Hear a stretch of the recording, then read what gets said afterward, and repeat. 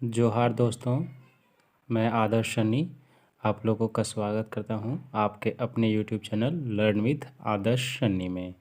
चलिए शुरू करते हैं आज का क्लास। आज का क्लास में हम देखेंगे डीएलएड पेपर 3 का मोस्ट इम्पॉर्टेंट क्वेश्चन। जैसा कि हम लोग जानते हैं पेपर 3 में है विद्यालय संगठन निर्देशन एवं परामर्श, school organisation guidance and counselling. तो आज का हमारा महत्वपूर्ण प्रश्न है एक प्रधानाध्यापक के क्या गुण और कर्तव्य होने चाहिए, व्याख्या करें या वर्णन करें। तो इस प्रश्न को हम लोग बनाएंगे कि प्रधानाध्यापक के क्या गुण हैं, कर्तव्य हैं, उसको आप लोग को वर्णन करना है। तो इस प्रश्न को बनाने से पहले हम लोग उसमें क्या करते हैं, उत्तर लिख करके फिर क्या करेंगे, अवधारणा को बनाएंगे। अवधारणा लिखेंगे, अवधारणा में हम लोग जो जानते हैं उसको ऐड कर देना है, उसके बाद प्रश्न जो बोलेगा वो करेंगे। तो चलिए अवधारणा में लिखते हैं। हम सभी जानते हैं कि विद्यालय में प्रधानाध्यापक का महती भूमिका होता है या सर्वोच्च स्थान प्राप्त होता है। प्रधानाध्यापक अपने सफल नेतृत्व, व्यक्तित्व, अनुभव, योग्यता तथा कार्यदक्षता के द्वारा विद्यालय को निर्दिष्ट लक्ष्य की ओर अग्रसर करते हैं। मतलब प्रधानाध्यापक अपने कौशल से, अनुभव से, योग्यता से विद्यालय को, जो विद्यालय में लक्ष्य होता है, विद्यालय का निर्दिष्ट लक्ष्य होता है, उसकी ओर अग्रसर होता है, अपने मुकाम को हासिल करता है विद्यालय। विद्यालय में प्रधानाध्यापक की ठीक उतनी ही आवश्यकता होती है जितनी कि खेल के मैदान में कप्तान की और युद्ध में सेनापति की। जैसा कि हम लोग सब जानते हैं कि सेनापति के बगैर सेना बिखर जाती है, ठीक उसी प्रकार जब कोई भी विद्यालय में प्रधानाध्यापक ना हो तो उसका कोई भी काम ढंग से नहीं होगा। जैसा प्रधानाध्यापक होगा वैसा ही विद्यालय बनेगा। प्रधानाध्यापक पर ही विद्यालय का सुसंचालन निर्भर करता है। समस्त संचालन उसकी कलापूर्ण एवं तुलनात्मक योग्यता पर निर्भर करता है। विद्यालय के संचालन के द्वारा वह विद्यालय की प्रत्येक क्रिया पर अपनी छाप डालता है। अब देखिए प्रश्न में बोलता है प्रधानाध्यापक के क्या गुण हैं, तो गुण देखेंगे। एक सफल प्रधानाध्यापक में कौन कौन से गुण होने चाहिए, इसकी विभिन्न विद्वानों ने व्यापक चर्चा की है। जैसे रॉयबर्न के अनुसार उसे दृढ़ चरित्र होना चाहिए। रॉयबर्न क्या बोले कि प्रधानाध्यापक को क्या होना चाहिए, दृढ़ चरित्रशील होना चाहिए। कुबर्ली के अनुसार उसे तर्कशक्ति का ज्ञान तथा अदम्य उत्साह होना चाहिए।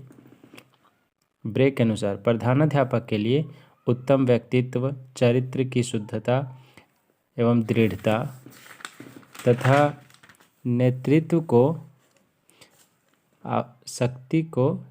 शक्ति को आवश्यक गुण मानता है।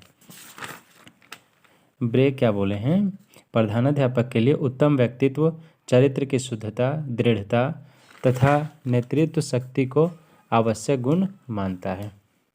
अब प्रधानाध्यापक के गुणों को मुख्यतः 3 वर्गों में विभाजित करते हैं।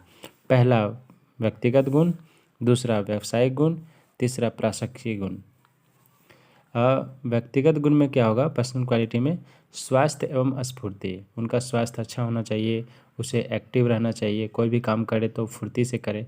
अच्छी आदतें एवं व्यक्तिगत जीवन की शुद्धता, उनका आदत अच्छी होनी चाहिए तथा व्यक्तिगत जीवन जो है वो प्योर होना चाहिए, शुद्ध होना चाहिए। उच्च चरित्र अच्छा होना चाहिए, उच्च चरित्रशील होना चाहिए। नेतृत्व की क्षमता, उसे नेतृत्व की क्षमता का ज्ञान होना चाहिए। सहानुभूति की भावना, वे बच्चों से, पेरेंट्स से सहानुभूतिपूर्वक बातचीत करें। मानवीय संबंध स्थापित करने की क्षमता, बौद्धिक एवं विवेकपूर्ण तथा संवेगात्मक गुण।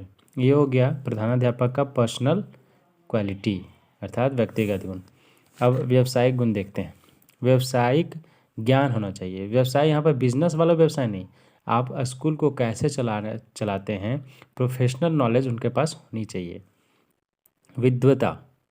विद्वता मतलब क्या हो गया, इसमें उन्हें अपने जो होता है ज्ञान है, अपने नॉलेज है, उसमें विद्वता हासिल होनी चाहिए, उनके पास प्रचुर मात्रा में नॉलेज होनी चाहिए।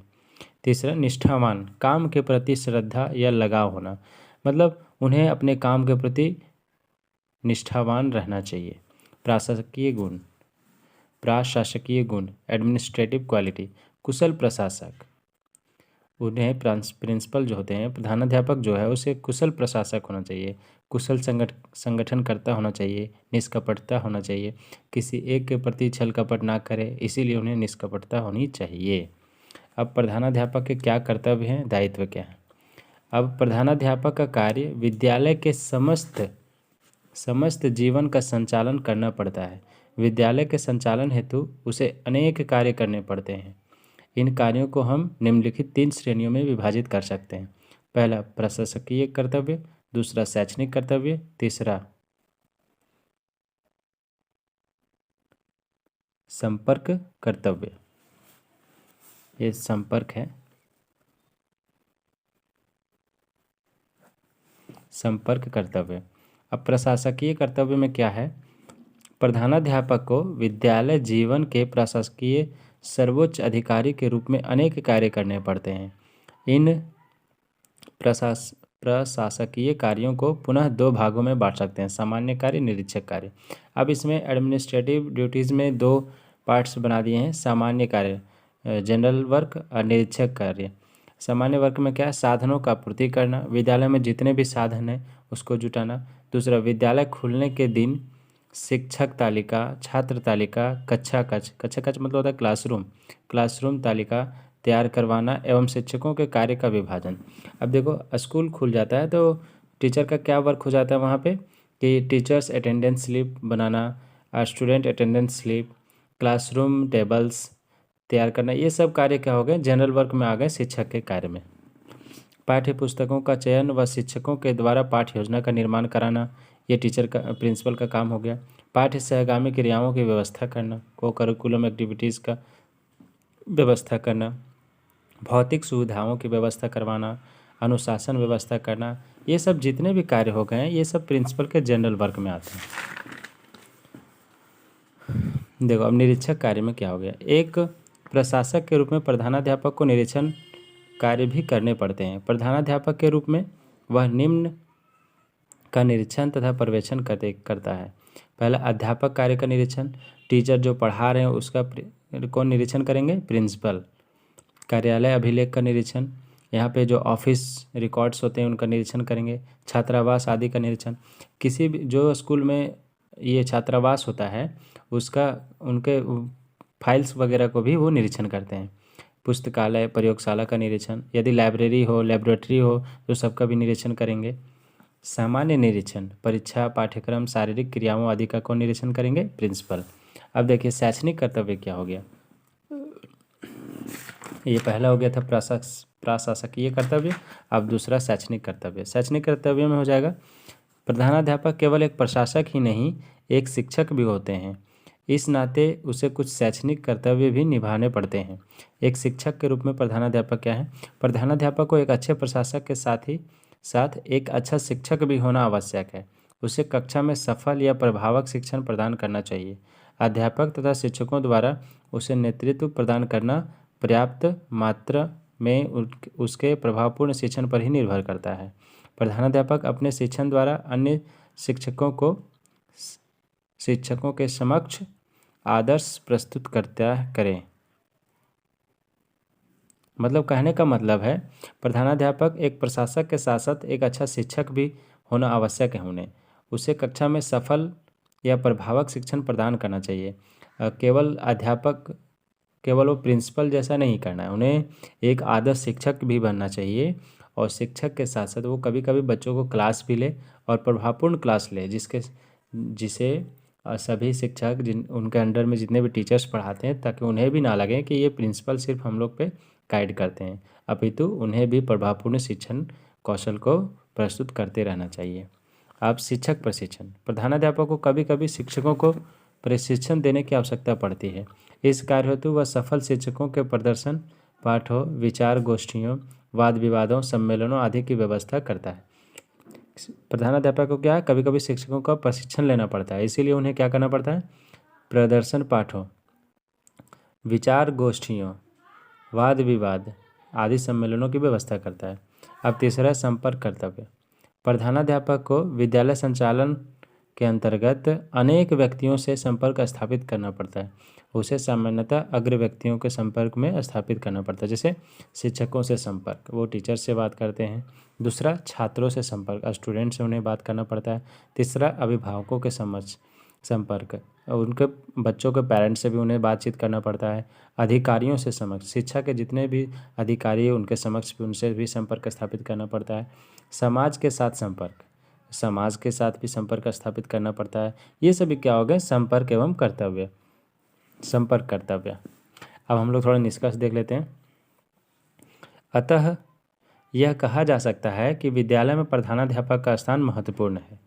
हम लोग सभी जानते हैं कि विद्यालय में प्रधानाध्यापक का महत्वपूर्ण, बहुत ही जरूरी है स्थान होता है, महत्वपूर्ण स्थान होता है।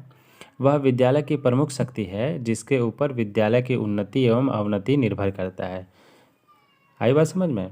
देखिए, विद्यालय की प्रमुख शक्ति है, प्रधानाध्यापक जो क्या होते हैं, विद्यालय के प्रमुख शक्ति होती हैं जिन पर ही निर्भर करता है कि विद्यालय उन्नति की ओर जाए या अवनति की ओर। किसी राष्ट्र का निर्माण लोकसभा, विधानसभा या कारखाना आदि से नहीं वरन विद्यालयों में होता है, और विद्यालय की बागडोर प्रधानाध्यापक के हाथों में होती है। बिना प्रधानाध्यापक के विद्यालय की विकास का पहिया थम जाएगी। अतः प्रधानाध्यापक एक विद्यालय की रीढ़ होते हैं।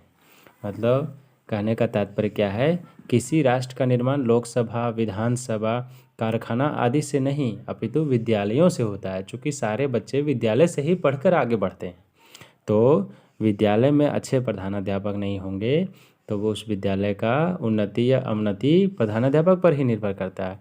इसीलिए कहा गया है वे प्रधानाध्यापक क्या होते हैं? विद्यालय की रीढ़ होते हैं। तो अब हमारा क्लास ख़त्म हो गया है।